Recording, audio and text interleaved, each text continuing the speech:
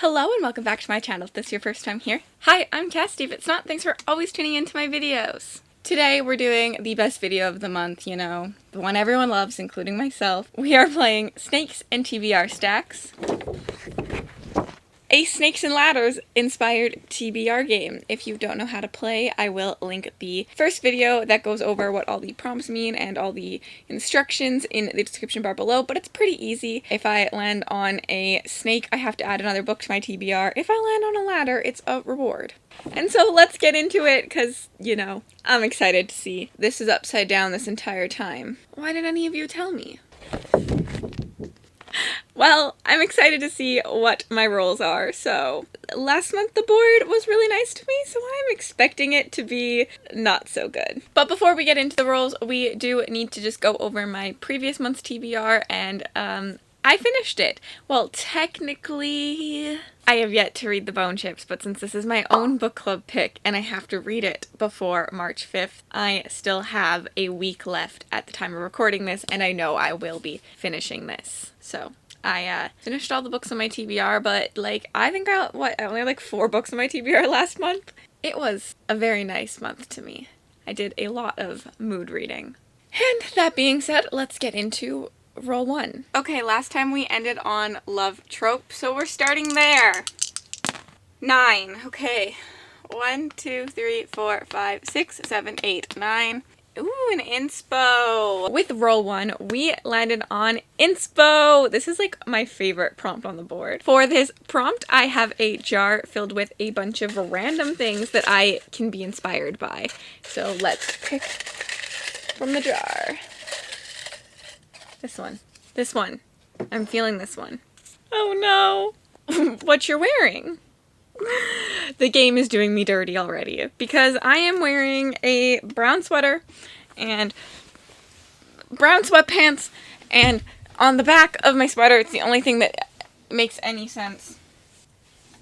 It says, "You should have bought her flowers." Actually, maybe this doesn't do me dirty. So, I was hoping to get Call of the Bone Chips on here, real quick, but I don't think this is working. I don't think that there's a semblance of romance, and that's what I'm thinking is, romance vibes. Because, you should have bought her flowers. Flowers you gift to your girlfriend. You know. Okay. So that's out. We can't do that. But I do kind of want to read a fantasy romance this month. So, we will be probably sabotaging myself, because I have a feeling I'm not going to like it. But we will be reading Desperate Measures by Katie Roberts, which is the first in the Wicked Villains series. I think this is a Jafar, Aladdin-inspired fantasy romance, and I think that there's kidnapping and not a lot of smut, and that's really all I know about it. Let's be honest, I'm here for the smut, not the plot, so let's see. Let's see if I will like this one, and it's going on as the first roll. What am I doing? Second roll, 3. 1, 2, 3, Elemental. Oh. And then with our second roll, we got Elemental, which this is one that we haven't had before yet, and so I was really excited to get it. I always get excited when we get new ones. Prompt can be just an element on the cover, an element in the title, the magic system has to do with elements. We are going with Of Blood and Fire by Ryan Cahill.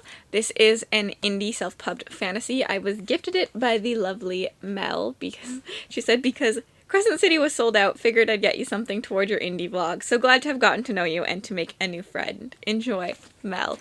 I love you, Mel. Thank you so much for your friendship and for everything you do, and just for being so supportive. I have actually already started this one. I'm about 20 pages in, but I will not be finishing it in this next coming week, so I figured I'll put it on my TBR, and of course it has fire in the title. Don't really know what it's about. Let's read the back.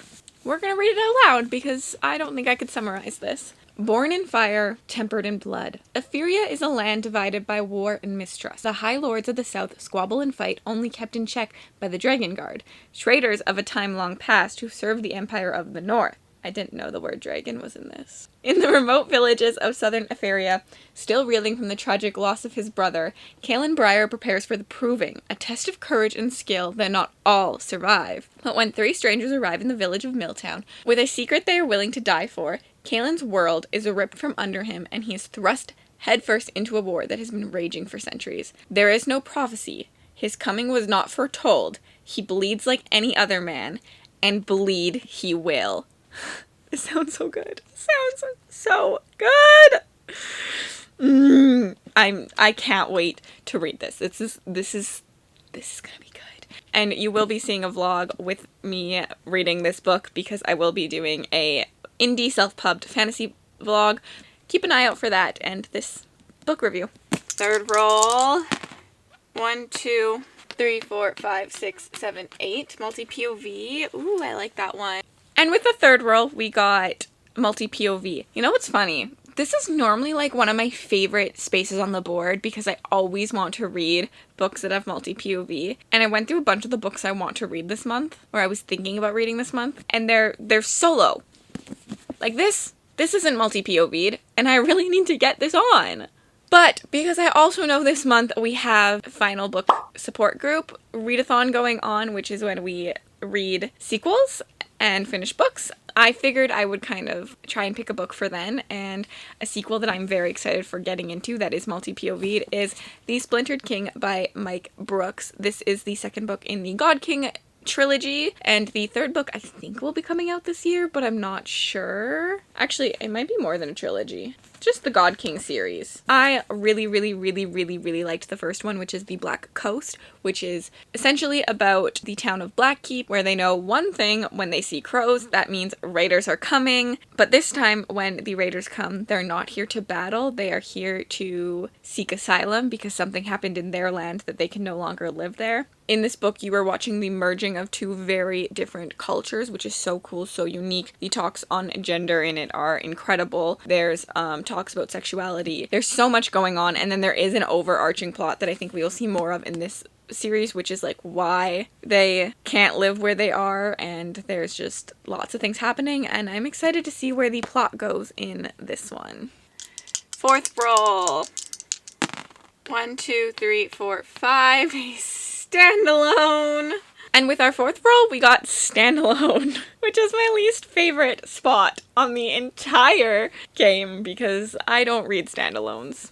I don't. I just don't. Like fantasy standalones, I prefer series. I guess the only standalones I read are like horrors and stuff. But I am buddy reading in the first week of March The Wolf and the Woodsman by Ava Reed with my friend Cassandra. And I am very excited to read this one. It is on my These Books Will Self-Destruct in 12 Months list, so I am excited just to get a book off of that list because I've been avoiding it like the plague. And I don't really know much about this. I know that there is a sacrifice and the women and our main character is going to be the sacrifice to the king, but then on her journey something happens and everyone's killed besides her and the woodsman, I think. They have to rely on each other, and I'm guessing there's going to be some romance, but also some good battling, I'm hoping. I don't know. This is actually a book that I would not pick up on my own. Normally, I got it in a blind date with a book, and I mean, it's exciting to read outside of my comfort zone, and thank you so much to Cassandra, who when I put it on my These Books Will Self-Destruct in 12 months, she messaged me and said, hey, let's buddy read that, and then I'll force you to read it. So she just got her copy, and we decided to buddy read it in the first week of March. This one had to go on the TBR too. I'm very excited I got it in. I think it's a standalone. I'm just guessing it's a standalone, but please, just ignore me if it's not. Just don't tell me it's not. Like, I would like to live in my bliss of this being a standalone and working for this prompt. Okay, thank you. And our fifth and final roll. 7. 1, 2, 3, 4, 5, 6, 7. And a hyped book. And I don't know how we didn't hit a single snake. Like, what is going on? Does the world love me?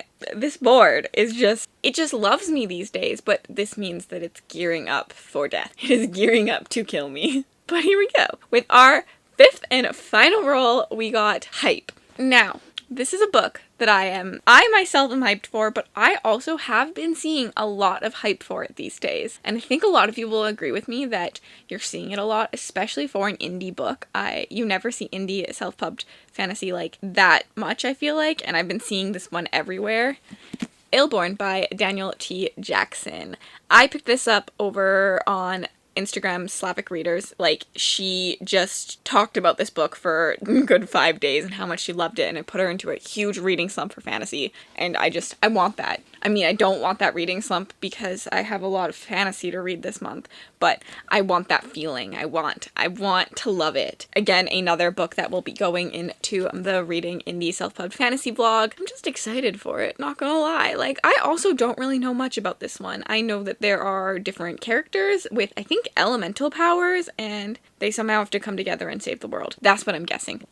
Sounds great. Long ago, the Lord of Adril emerged from the deserts of the Holy Land, possessed with divine powers. He used these to forcibly unite the peoples of Angel before his ascension to heaven. Over 800 years later, in a medieval world which is threatened by war and religious persecution, 4 young men and women begin to develop supernatural abilities. These forbidden and secret powers will shatter their lives that they have known, and will force each of them to confront the mystery of the ethereal gate, which haunts their dreams. What does the dream mean, and how is it connected to their burgeoning abilities? As they experience conflict, love, lust, and betrayal in lands which are being overtaken by war, they must try to stay ahead of and to survive the sinister forces which are now pursuing them, for they are being hunted. Does that not make you want to read this? Like, does that not sound so good? I'm so excited to read this. Like, I've also seen Library of a Viking talk about it a lot, and I really trust his opinions. That's it. That is literally it, besides my mood read. And for this month, for a mood read, I have ideas.